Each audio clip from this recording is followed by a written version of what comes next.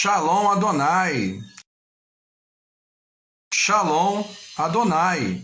Que a graça do nosso Senhor esteja aí rica e abundantemente sobre as nossas vidas, para mais esse encontro, para mais esta reunião, contando com a sua presença e com a presença do Bispo, abordando o tema hoje que muito nos causa uma certa inquietação, mas não deveria: arrebatamento da igreja.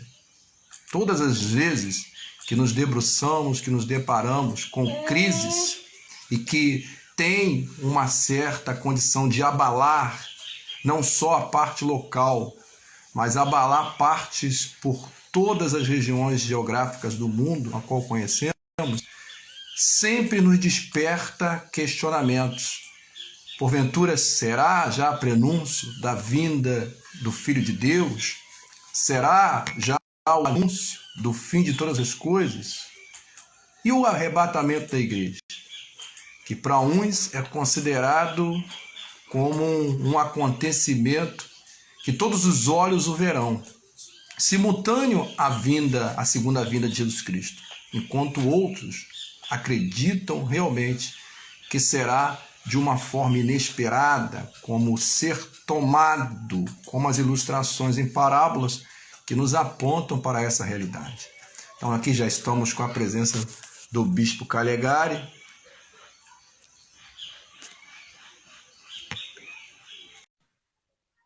Vamos recebê-lo agora para continuar aí o nosso diálogo, contando com a sua presença abençoada. Opa! Maravilha! Tudo na bênção, né, pastor? Estamos na bênção. Isso. Mais uma tarde abençoada, mais um dia propício. E como é maravilhoso poder estarmos reunidos, né? É uma bênção, é uma oportunidade em meio à crise, em meio ao isolamento, em meio às distâncias.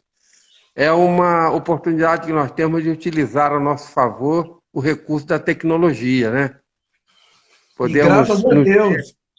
Graças a Deus, porque isso está até contagiando, bispo. Está contagiando outros pastores que estão já anunciando lives, trocando informação.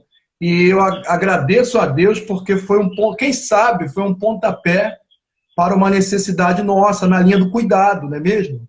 Na verdade, o que nós estamos praticando aqui é, eu estou sendo cuidado pelo Senhor e, ao mesmo tempo, tentando cuidar de outros através do compartilhamento dessas informações teológicas que servem de amparo para a edificação da igreja. E tantos quanto o Senhor tem alcançado, né? Então é importante frisar isso. Estamos iniciando aqui esta live. Não temos o propósito de nos ater a questões que causam e que visam polemizar qualquer tipo de assunto, porque hoje nós estamos vivendo uma realidade que tudo gera para o lado do radicalismo, não é mesmo, bispo? E nós não queremos isso. Queremos aqui acrescentar um pouco mais de luz à igreja que já é luz dentro desse cenário conflitante, não é mesmo? E já temos aqui uma visão abrangente. É verdade, pastor Júlio, até porque a gente percebe que a doutrina dos apóstolos... E aí, minha irmã, Mônica? Boa tarde do Senhor, boa tarde, bispo. Amém, olha o varão valoroso aí no colo. Amém, está tudo bem. Ei, que maravilha! Amém. Mas então, nós, ao examinarmos a doutrina, nós percebemos que a doutrina ela é uma construção tijolo a tijolo. Você pega as epístolas paulinas, né, que são as doutrinas, as epístolas assim mais importantes na construção da doutrina do Evangelho, da doutrina cristã, e a gente percebe que vai havendo uma etapas sendo alcançadas e ultrapassadas. Pedro diz que nós devemos deixar o rudimento das doutrinas, dos batismos e e as doutrinas fundamentais da igreja, nós não devemos nos prender a elas, mas devemos ir alcançando essas etapas de ensinamento, de definições doutrinárias do Evangelho, da doutrina cristã. E o próprio Jesus, né? Eu sempre eu ficava pensando comigo, por que que na Bíblia nós vemos a menção da doutrina dos apóstolos, né? Se Cristo é o Senhor da igreja, por que é colocado como doutrina dos apóstolos? Então, com o tempo eu fui percebendo, né? Eu li a Bíblia várias vezes, quanto mais lê, menos conhece, é lógico, porque você descobre que não é simples encontrar a chave de acesso, é uma espécie de criptografia, em que só pelo Espírito a gente pode desvendar verdades que estão inseridas, que estão, às vezes, subliminares, que às vezes inseridas assim, nas entrelinhas das Escrituras. E eu ficava pensando, até que eu percebi que Jesus, ele não estabeleceu um sistema de doutrinas. Jesus ele fez ensinamento geral sobre vida cristã, utilizando figuras, parábolas, etc., e figuras comuns daquele tempo, como a pesca, como a agricultura e outras mais, casamentos e tudo mais, para conceituar ensinos. Mas ele transferiu para os apóstolos a missão de sistematizar, de doutrinar a igreja. Por isso é chamado de doutrina dos apóstolos. E por ter sido Paulo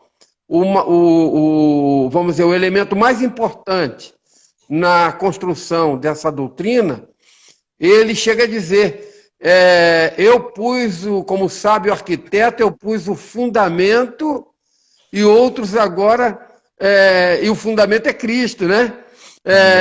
Eu pus a base e outros constroem sobre essa base. Então, nós percebemos que Jesus transferiu para eles. Mas mesmo assim, trazendo para a nossa realidade, para o nosso nível, e até para o nosso contexto hoje, não é muito simples você estabelecer uma relação desse tempo em que vivemos com as doutrinas cristãs conforme os apóstolos, segundo os apóstolos. Não é muito simples. Portanto, a gente, às vezes, nem deve se aprofundar além do ponto em que a gente consegue se manter na água sem afundar de vez, né? Como acontece às vezes com muitos. A gente vai, mergulha nas águas, a gente bebe dessas águas, né? Achei que você tinha sido arrebatado. E olha que o tema tem tudo a ver, né? Tem tudo a ver, tem tudo a ver. Então, nesta tarde, nesta live, é uma live desafiadora, porque nós abordamos um assunto em que a igreja ela tem que construir ao longo do tempo. Quer dizer, a mente da igreja e a mente dos crentes, ela tem que ir sendo informada paulatinamente sobre verdades que ela não está preparada para administrar quando elas sobrecarregam. Então, você se lembra do tempo que você passou na escola bíblica dominical, os dias de juventude, ou o tempo em que você foi participando de reuniões, o próprio grupo GECEL, né? No GECEL, os ensinamentos, e a gente vai construindo a vida cristã em cima desses valores. Portanto, uma live de 1 hora, ou de 2, ou de 3, ou de 10 horas, ela não é suficiente para traduzir toda essa gama de informações proféticas, escatológicas, doutrinárias, que a gente traz no coração, baseado em anos de ensino, de aprendizado. E nesta tarde eu me proponho a conversar sobre o assunto. Com toda certeza. Sem esgotar, né? Sem esgotar e sem também estabelecer uma norma, uma relação de causa e efeito, uma norma, vamos dizer assim, pautada em pontos que vão sendo discutidos. A gente conversar sobre o assunto, os crentes precisam conversar, como num luau, como numa reunião familiar, num pequeno grupo, os crentes conversando sobre valores espirituais, sobre a relação de causa e efeito entre aquilo que cremos e aquilo que vivemos, né? Entre aquilo que abraçamos. Então, é o meu desejo, pastor Júlio César, a gente conversar sobre arrebatamento, conforme você bem divulgou, né? E conforme nós estamos hoje já envolvidos até, eu não diria até o pescoço, mas até as profundezas do ser, envolvidos com esse assunto.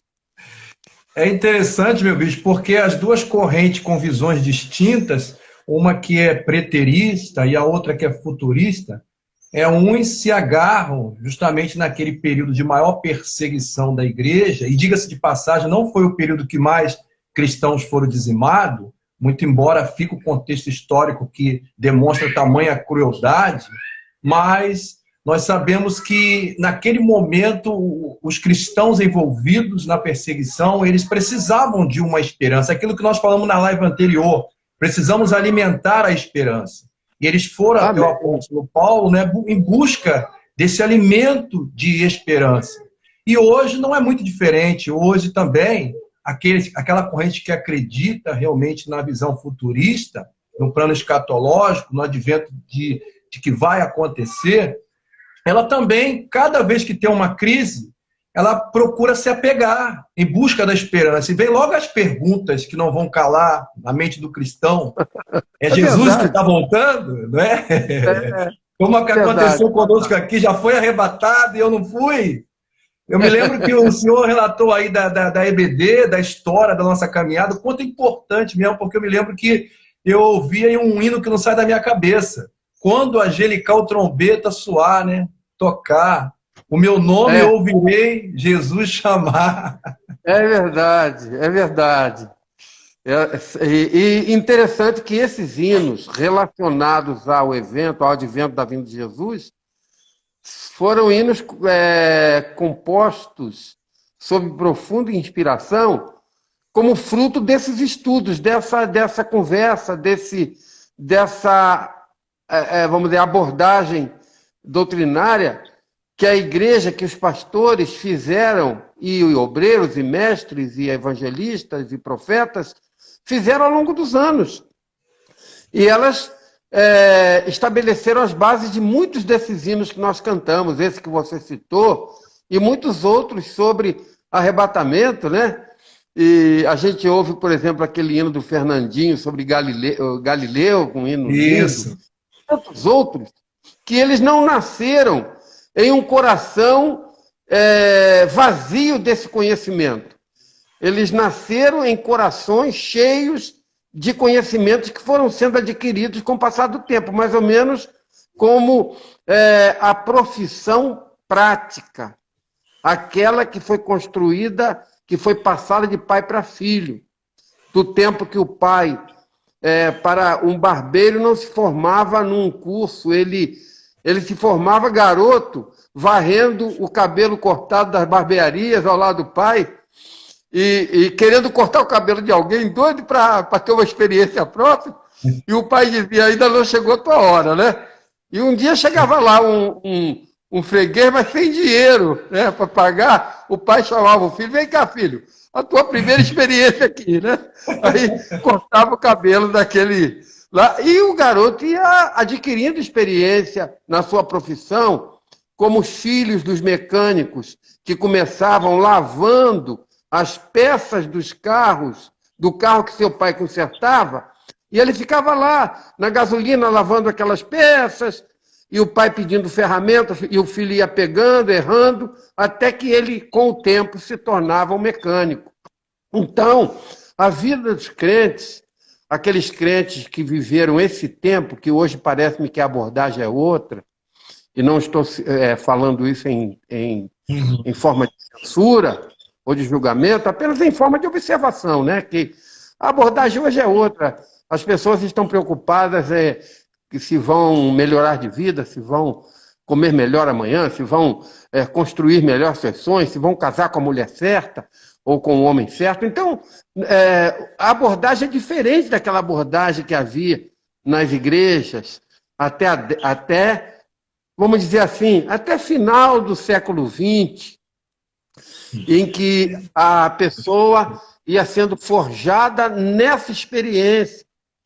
Você note que aqueles crentes mais antigos, daquele tempo, eles têm uma percepção bíblica que não foi adquirida num seminário, num curso teológico. Foi adquirida no banco de uma boa escola dominical, de uma boa igreja, com o seu pastor. Em cada culto soltava assim, dava uma pincelada, né? Num culto de doutrinas, num culto de ensino. Então, eles construíram a sua própria base em cima desses ensinamentos, que são apostólicos. E hoje, nós temos que falar sobre arrebatamento, né? Foi até um irmão ontem que sugeriu isso. Falar sobre arrebatamento. Aí você se lembra, você poderia sentar a uma mesa, abrir livros, procurar construir uma pauta e trazer essa pauta com cronologias, com datas previsíveis, com eventos que se sucedem. E, no entanto, no meu caso, no seu e no de muitos outros, quando se fala em arrebatamento, a nossa mente se reporta logo aos ensinos. Nós fazemos uma visitinha em Mateus 25, na parábola das 10 virgens, vamos a 1 Coríntios 15, vamos em Lucas 17, vamos a 2 Pedro 3. Quer dizer, a gente começa a percorrer no espírito, na mente, no coração, esses passos em que nós vamos encontrar bases sólidas para a nossa fé, para a razão da nossa esperança. Meu bispo, a gente sabe que nós somos influenciados, primeiro pelos óculos cultural, né? Que é aquilo que nós absorvemos quanto cultura, que o Senhor já fez uma releitura aí, que exerce uma influência muito grande na nossa caminhada.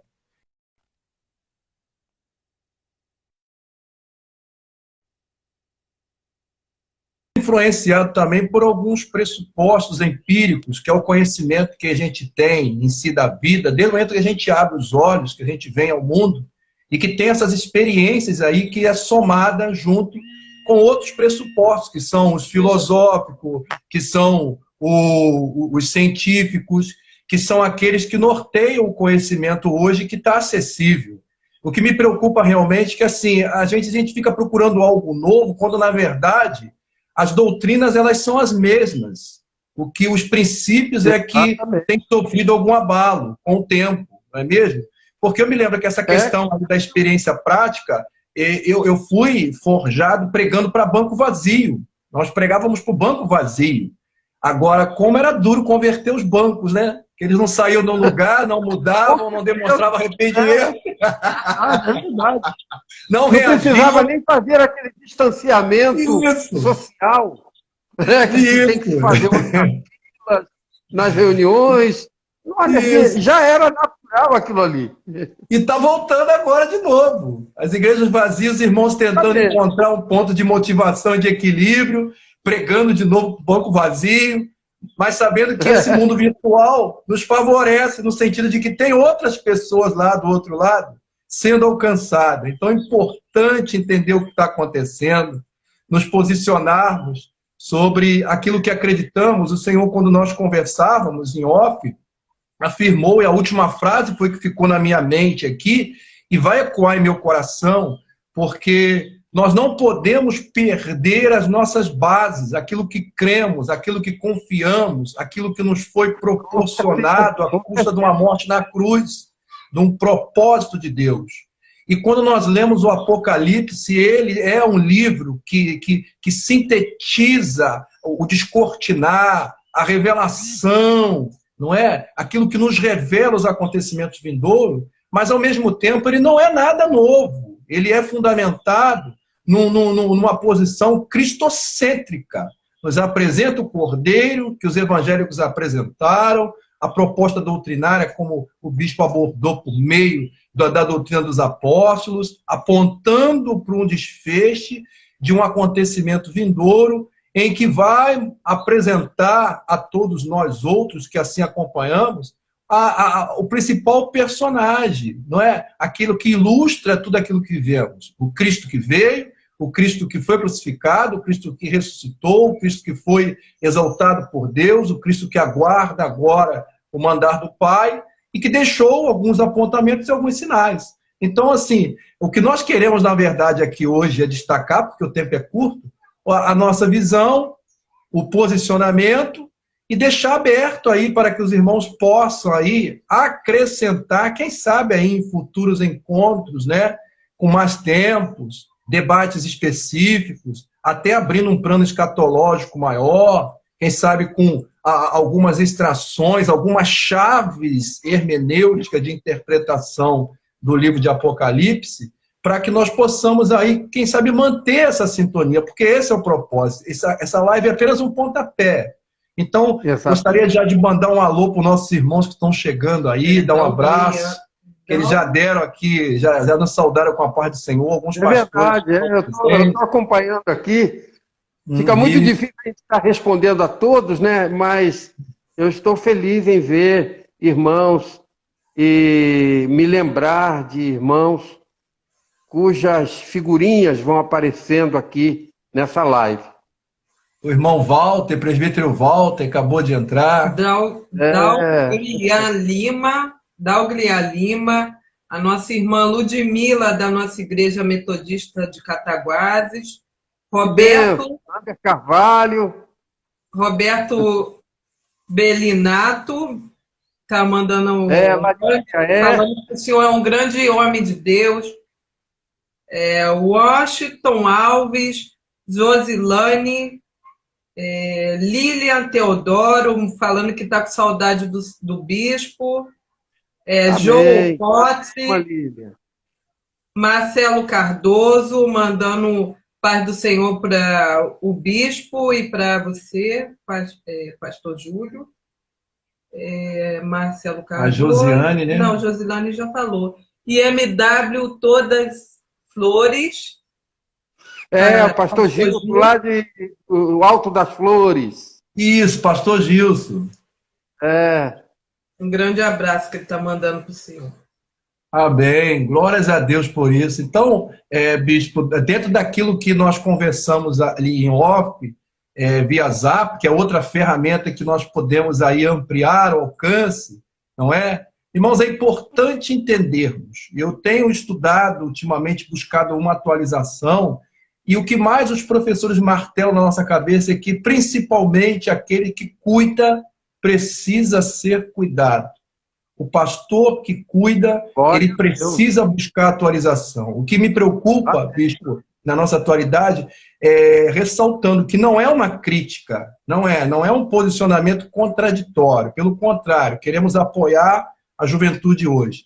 Mas eu me preocupo quando pessoas, homens e mulheres, desejam realmente serem pastores, serem pregadores, abraçar a vocação e apenas se atém àquilo que todo mundo hoje tem acesso, que são as pregações, que muitas das vezes já são meio mastigadas via vídeos no YouTube, e esquece de buscar um aprofundamento maior, sair da superficialidade e buscar na doutrina, buscar na palavra, buscar por meio da leitura, e desenvolver essa veia literária.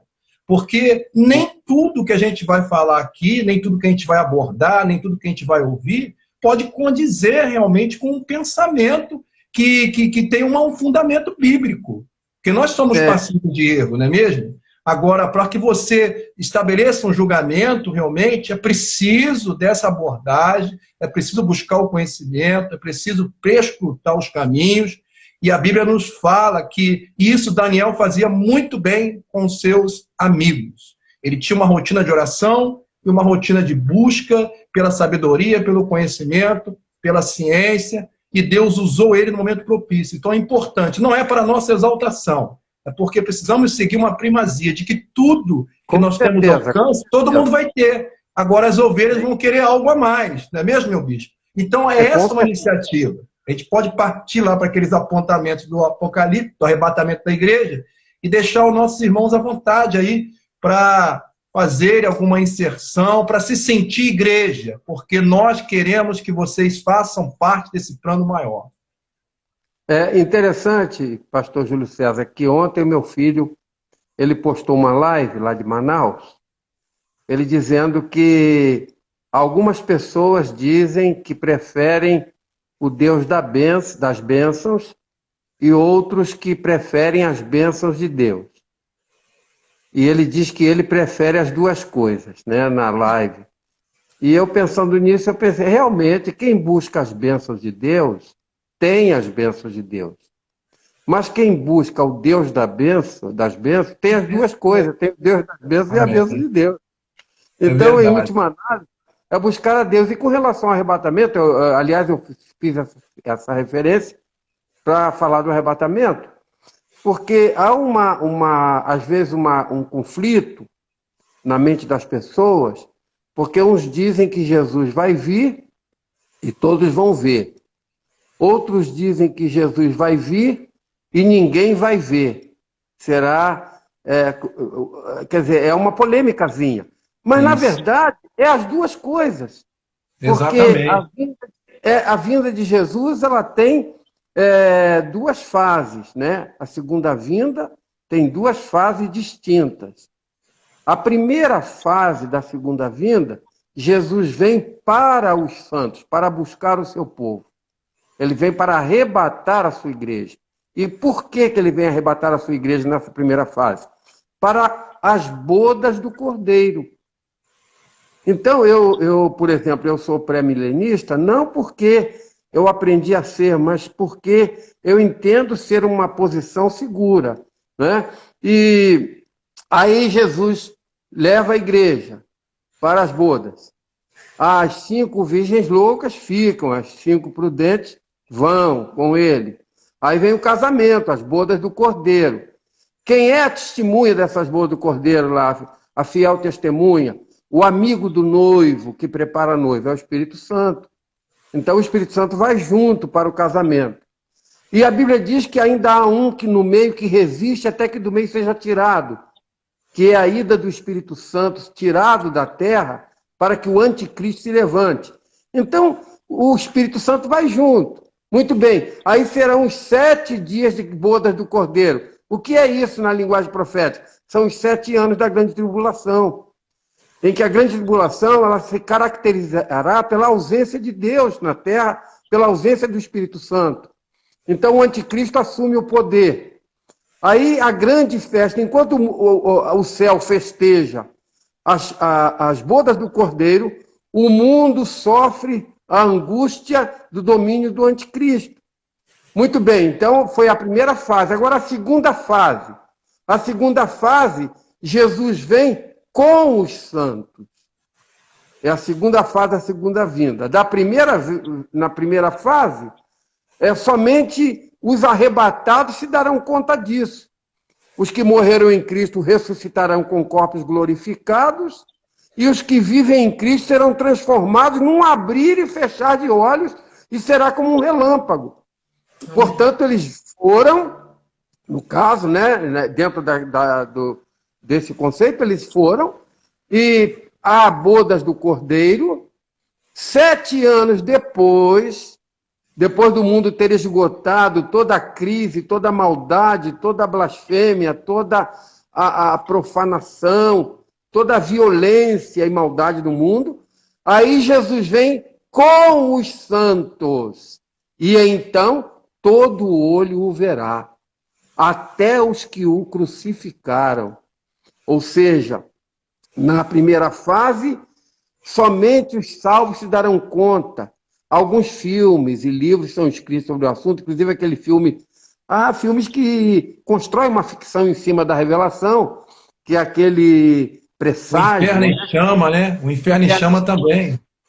E o presságio, que tem aquelas pedrinhas, etc, etc. São ficções que buscam base numa verdade bíblica, inclusive.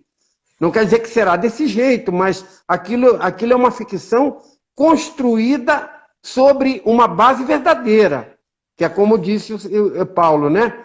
Sobre essa base verdadeira, uns constroem edifício de ouro, prata, pedras preciosas, e outros de madeira, feno e palha, e o fogo provará a obra de cada um. O fogo irá provar. E então, na segunda fase da segunda vinda, que nós falamos na primeira fase da segunda vinda, que é as bodas do Cordeiro, a segunda fase da segunda vinda, que é a vinda de Jesus com os santos, será para a instalação do milênio, do milênio na Terra. Ele vem para julgar as nações e estabelecer o reino milenar. Nessa segunda fase, todos os olhos vão vê-lo.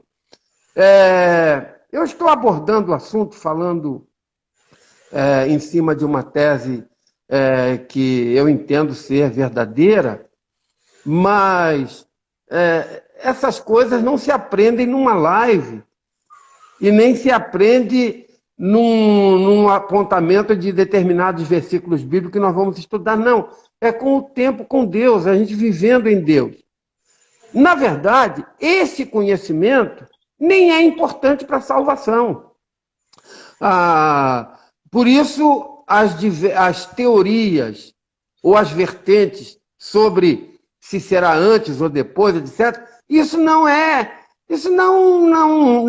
altera o quadro essencial, que é a salvação. John Wesley disse que se nós não tivermos nenhum conhecimento da Bíblia, ou muito pouco, se nós não tivermos nenhum conhecimento sobre valores espirituais, mas se nós tivermos o amor de Deus, isso será suficiente para a nossa salvação. Glória a Deus. Independente do conhecimento, é a experiência com Deus. Porque, às vezes, muitos têm conhecimento de Deus, mas não têm experiência com Deus.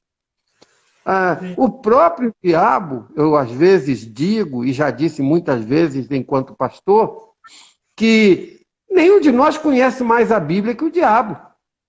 Nenhum de nós.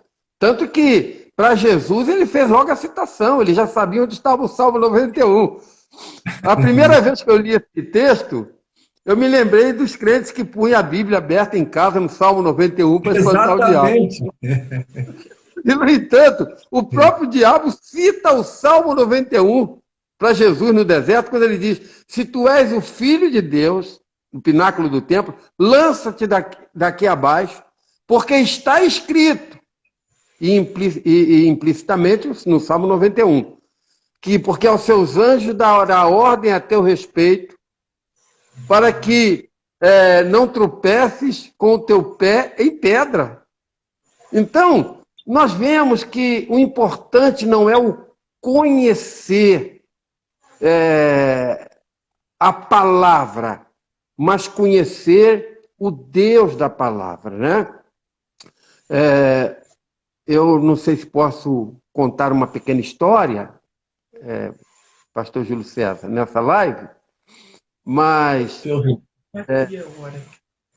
Ainda há algum tempo? Já sim, pode ficar à vontade, meu filho. Então é o seguinte, conta-se que numa festa evangélica, num grande congresso, num grande evento, que hoje o pessoal chama de show, né? Mas era um grande evento evangélico, havia várias apresentações, e uma dessas apresentações era de uma jovem evangélica, prendada, muito assim, sábia, e interpretava muito bem. E ela fez uma declamação do Salmo 23. Então ela foi à frente, foi apresentada, e ela foi fazendo em forma de poesia, falando: o Senhor é meu pastor, nada me faltará, e respeitando tudo dentro daquela eloquência dela, né?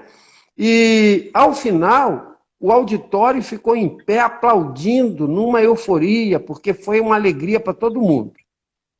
Só que em festa de crente sempre tem os improvisos, você sabe disso, você é pastor e sabe. A festa dos crentes sempre aparece um imprevisto, sempre tem uma coisa que não estava no programa, no script. E apareceu um senhor de idade, um senhor assim, já cansado, e pediu também para declamar o Salmo 23. Né? E o apresentador ficou sem jeito. Poxa, essa moça foi tão bem, agora esse senhor vem pedir para declamar, de repente vai estragar o que ela fez. Mas como não se pode negar a oportunidade, especialmente em público assim, o apresentador deu ao senhor de idade a oportunidade. E ele, falando com dificuldade, ele começou também. O Senhor é meu pastor, nada me faltará e tudo. E foi atropelando algumas vírgulas, alguns pontos, etc. E no final, terminando, o auditório estava em pranto, chorando, a ponto daqueles irmãos que estavam ali ficarem admirados. O que houve? Aquela moça declamou o Salmo 23 e o povo eufórico aplaudiu, ficou em pé. Esse senhor declamou o Salmo 23 e até sem perfeição, e o auditório caiu em pranto, houve um quebrantamento. Aí a conclusão que chegaram foi a seguinte, que a moça conhecia bem o Salmo 23, mas o velhinho conhecia o pastor do Salmo. Glória a Deus. Então, o conhecimento de Deus, ele é o essencial em uma vida. Mais do que conhecer toda a Bíblia, do que conhecer todos os mistérios da ciência e da revelação, conhecer a Deus. No passado, o profeta disse, conheçamos e prossigamos em conhecer o Senhor. Isso que é o essencial. O crente tem que se preocupar em conhecer a Deus. Ele deve conhecer bem a sua igreja, é lógico. Ele deve conhecer bem o seu pastor, para entender até com o silêncio dele, com o olhar dele, quando o crente precisa ter mais cuidado. Mas ele tem que, sobretudo, conhecer a Deus. Buscar conhecer a Deus pela palavra, sim, e também pela oração. Porque a oração sem a palavra, ela pode gerar uma fé fanática. E a palavra sem oração pode gerar uma fé legalista, uma crença legalista. E quando nós conjugamos as duas coisas, quando nós buscamos nos alimentar da palavra e viver a oração, estar na presença de Deus, nós conjugamos os valores que aperfeiçoam, que aprimoram, que fortalecem, que edificam a nossa vida espiritual. Glórias a Deus, meu bispo. O nosso pastor Gilson, ele está destacando aqui que realmente as formas de conhecer a Deus, uma forma, primeiro, factual, né, por meio da Sagrada Escritura, por meio dos fatos relatados, e depois advindo da própria experiência. Ele destaca também a questão da intimidade com Deus, que é favorecido em um momento como esse, momento propício a desenvolver essa intimidade com Deus. E aí, meu bispo, a gente deixa aqui em aberto, aqui, porque o tempo realmente é curto, essa anunciação de que estas lives vão continuar, o contexto que envolve o plano escatológico do Apocalipse ele é extenso. Nós temos a primeira parte aqui, até o capítulo 4, que diz respeito às igrejas. Essas igrejas, segundo alguns teólogos, elas são apresentadas de forma a marcar tempos de cada igreja, e eu vou dar um destaque, porque nós estamos vivendo aqui, de acordo com essa marcação, o tempo da última igreja, não é mesmo? E depois segue-se aí uma série de capítulos que vai falar dos 7 selos, que vai falar das 7 trombetas, que vai contar, vai narrar situações e eventos que tanto acontecem aqui na Terra e outros que acontecem só no céu, e vai ter hora que capítulos vão se cruzar com eventos que vão acontecer de forma simultânea, na Terra e no céu, aquilo que o bispo já resumiu, já anunciou na abertura. Então, é importante que o destaque aqui é a essência, né, meu bispo? É a essência.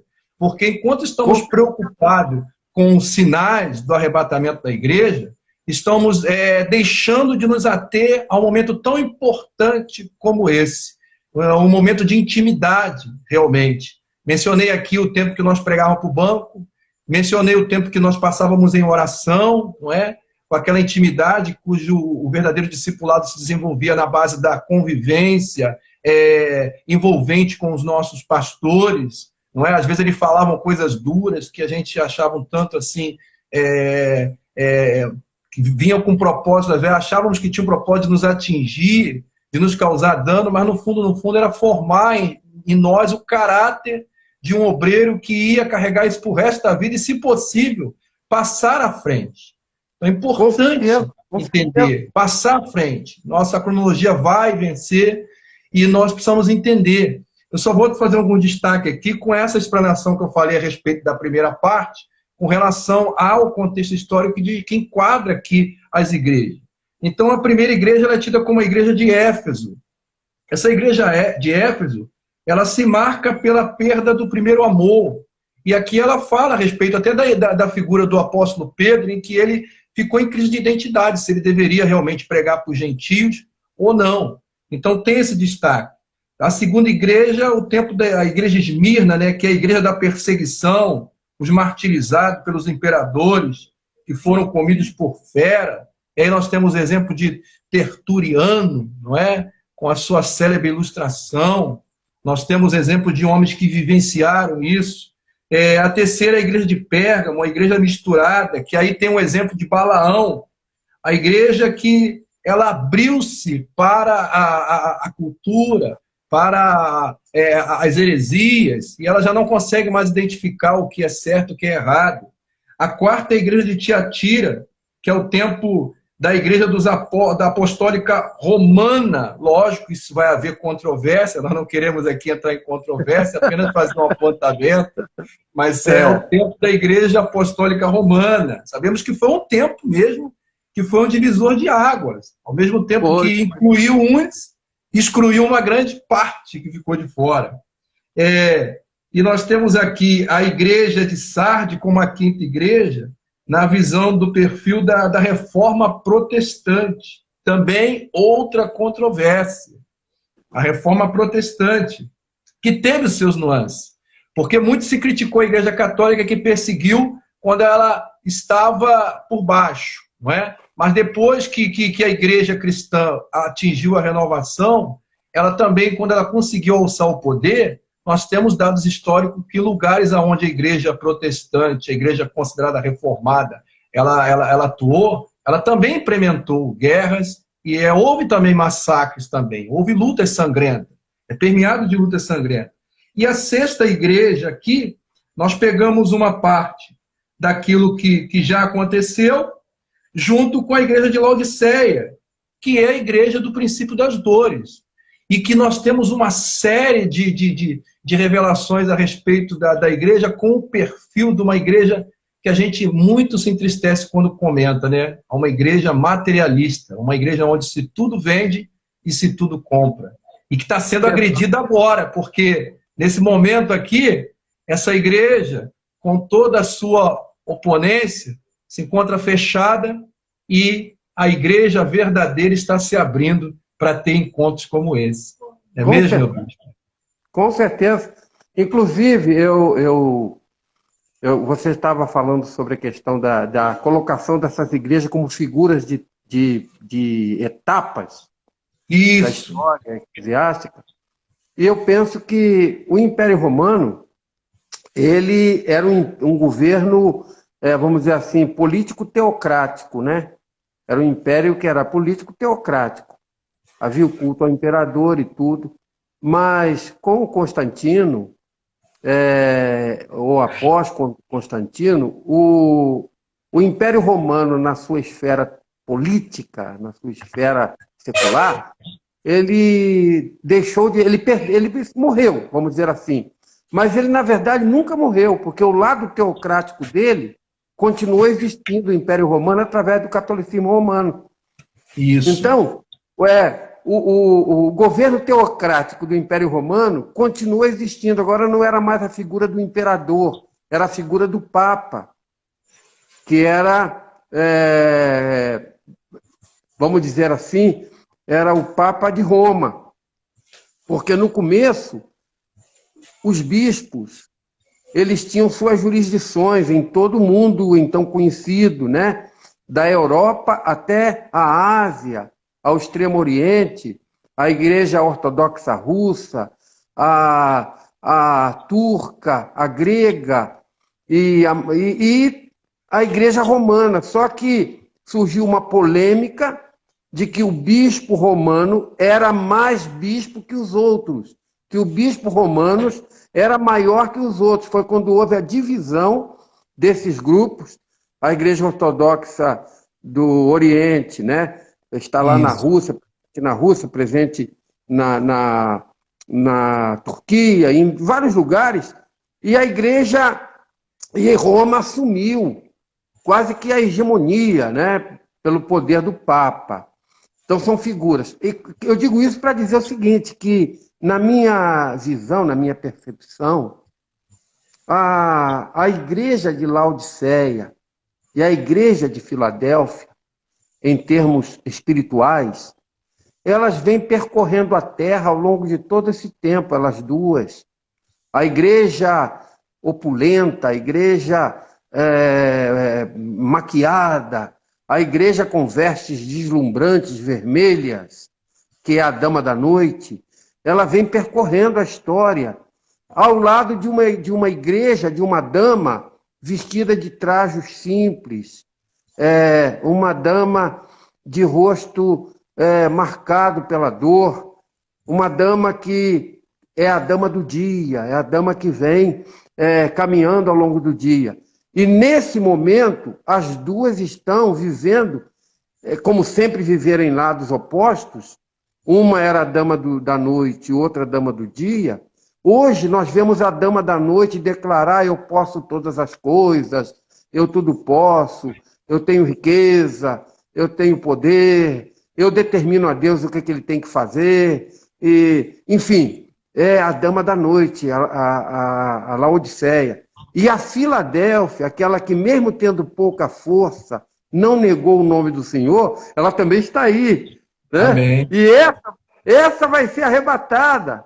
Né? Glória a Deus. Eu tenho confiança de fazer parte dela. Né? Glória a Deus. Ela será arrebatada, que é a Filadélfia. A igreja que, mesmo tendo pouca força, mesmo às vezes empobrecida fisicamente, materialmente pelas circunstâncias, mas ela não negou o nome do Senhor. Ela permaneceu firme. Já a Laodiceia, ela com a sua suntuosidade, a sua soberba, ela foi tão soberba e tão agradável a si mesmo e tão voltada para si mesmo, que quando o Senhor Jesus chega, encontra a porta dela fechada. A porta da igreja de Laodiceia, a Laodiceia vive do nome de Jesus, mas a porta dela está fechada para o próprio Jesus. E Jesus insistiu, bateu na porta, quis entrar, mas ela não permitiu, né? E aí é a figura: eis que eu estou à porta e bato. Se alguém ouvir a minha voz e abrir a porta, eu entrarei, cearei com ele e ele comigo. Mas a Laodiceia não sente necessidade disso, porque ela tem a sua própria forma de festejar, de se alegrar, de fazer seus banquetes, fazer suas festas. Então, como ela tem a sua própria alternativa, a sua própria fonte de alegria, ela não vê necessidade de se abrir para o homem de dores, experimentado nos trabalhos, um de quem os homens escondiam o rosto. Ela não vê esse Messias fazendo o quadro, ou representando o quadro Messias que elas esperam. Né? Eu já ouvi até crentes dizerem que se Jesus vivesse hoje, ele não vinha num jumentinho, ele vinha num Ferrari, né? ele chegaria em Jerusalém num Ferrari, a moda do baile, né? Ele não viria num jumentinho, que jumentinho era, naquela época, era um bom animal. Mas Jesus também podia ter entrado num cavalo árabe, num cavalo vamos dizer assim, um cavalo de puro sangue. Um manga larga, cavalaria de Salomão. Um quarto de milha, né? Entrava ali em Jerusalém, não, um jumentinho, a figura do seu perfil. E a Bíblia chama a nossa atenção para isso. O arrebatamento, ele vai surpreender o mundo, vai surpreender os próprios crentes. O irmão vê que aquele segmento da igreja chamado de as 5 virgens, ele também estava um tanto assim desligado, ele estava também adormecido, né? Só que ele tinha uma diferença. Ele não tinha só a luz, ele tinha também a reserva de azeite, ele tinha também a fonte do combustível, o combustível que alimentava a sua luz. E ele foi surpreendido pelo toque da trombeta também, mas ele ouviu a voz dizendo, é chegada a hora. E ele estava preparado. Assim deve ser conosco, né, pastor? Amém. Realmente, E também chegou a hora também, chegando a hora do nosso final. Eu espero que tenhamos conseguido pelo menos levar os nossos irmãos que estão chegando, pastora Camila, né, Michele? Pastor Joelder, Carlos. Edgar está mandando abraço. Edgar, manda um abraço. Carmen Rubim também está presente. Irmã Carmen Rubim. Antônio José. Antônio José. É lá do Espírito Santo. Tem o presbítero Walter, que também... Presbítero Walter aqui afirmando, é sempre uma bênção poder ouvir a sabedoria espiritual do Bispo Calegari. Glória a Deus. Amém, meu irmão presbítero.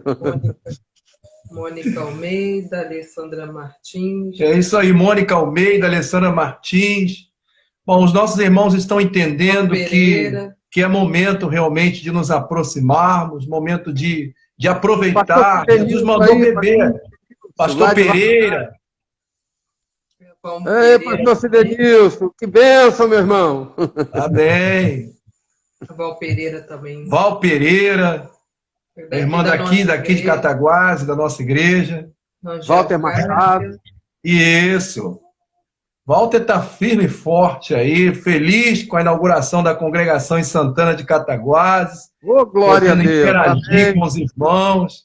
Na verdade, a felicidade realmente é poder sentir que o vocacionado está no seu lugar, está sendo útil, usado por Deus e sendo luz. Não é, meu bispo? Então, assim, ele destaca realmente aquilo que você tem falado. Jesus manda a gente beber na fonte.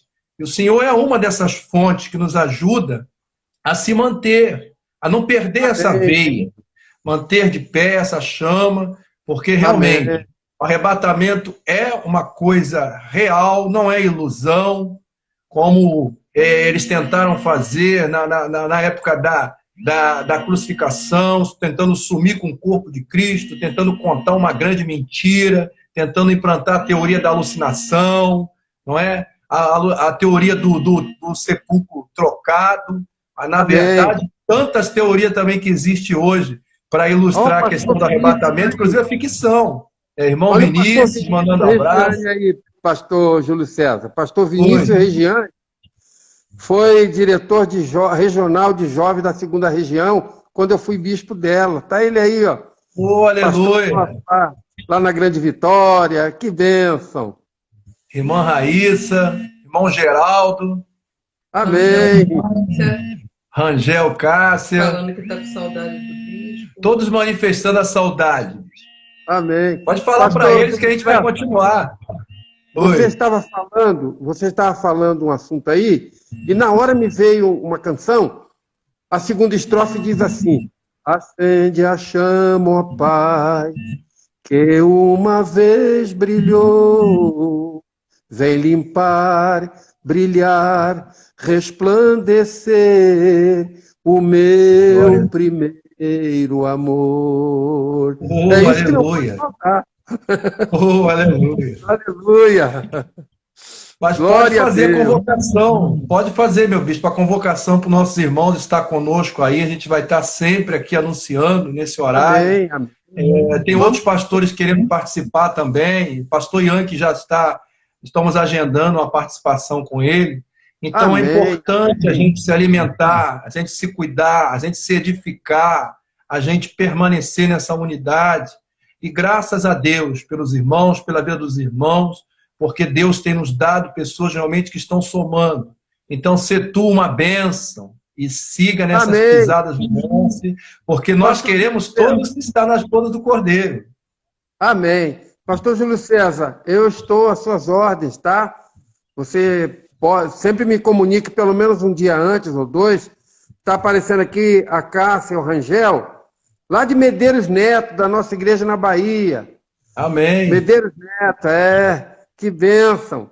Eu vi essa igreja ser construída passo a passo até chegar a ser o templo que é hoje lá em Medeiros Neto, né? Aliás, não. Medeiros Neto, isso aí. Isso mesmo. Uma bênção, graças a Deus. Foi um tempo maravilhoso lá com o pastor Marcos, que hoje é o superintendente distrital do distrito de Uberaba e pastor da igreja Uerliana Central de Uberaba, né? Então a gente entrou o bispo Luiz Fernando Ramos, está aí, ó, ele apareceu. Deus abençoe, bispo. Amém. Amém. Glória a Deus. É nosso convidado para a próxima live, né, bispo? É verdade, olha, é um grande homem de Deus. Vai marcar presença maravilhosamente aí, tá? Eu assino embaixo. Nós estamos encerrando, deve ter uns 2 minutos, então vou pedir ao bispo que faça uma oração para os nossos irmãos, para manter essa unidade, e no final a gente vê o tempo que restou. Bispo, amém. O senhor pode fazer uma oração por uma irmã, a sua mãe foi internada e ela disse que só um milagre. A mãe da irmã Sheila de nossa igreja. Amém. Eu não sei o nome dela. Da mãe dela? Não. Não sei o nome, não. Mas... Amém. Amém. Nosso Deus e nosso Pai querido, é uma bênção grande quando os crentes se reúnem para orar, para buscar tua face. É uma oportunidade riquíssima que nem sempre sabemos aproveitar muito bem. Mas nesta hora nós oramos pela mãe da nossa irmã Sheila, intercedemos por ela. Ela está, ó Deus, na dependência do milagre. E nós sabemos, ó Pai, que todo ser humano tem o seu dia de nascer, o seu tempo de viver e seu dia de morrer. Mas às vezes a morte tenta nos tomar antes da hora, antes do tempo. E por isso eu oro por tua filha. E se te aprouver, estende a tua mão poderosa e deixa respingar uma gotícula de sangue puro e santificador e curador sobre a vida da mãe da tua filha Sheila. E que a tua graça se manifeste em sua casa e na vida de todos nós, do pastor Júlio César, da Mônica, do seu filhinho, ó Deus, e de todos aqueles que participam dessa live e daqueles que já passaram por aqui e em seguida tiveram que sair para outros afazeres.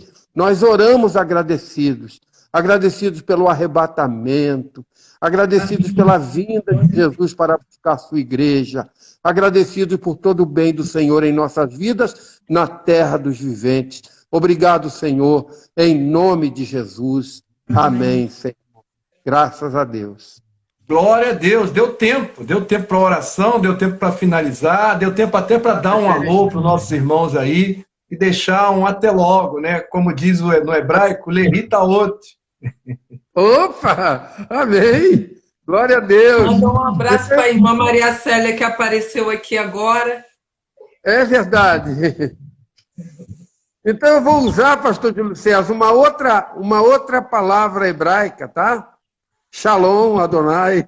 Shalom Adonai. A todos os nossos ouvintes. O meu conhecimento é mais estreito nessa área, então eu me contento com o Shalom Adonai. A todos os nossos irmãos que estão conosco nessa live. A gente só está encantado pelo hebraico, porque é uma profundidade tão maravilhosa que, assim, a gente entra em sintonia com o Hashem, né? com o eterno. É uma coisa extraordinária, realmente. O hebraico é como se fosse uma língua de mistério. É como se fosse uma língua de mistério, né? Verdade. Do hebraico. E nós louvamos a Deus por podermos participar dessa língua, dessa história, da história do povo de Deus, né? Eu agradeço aos irmãos.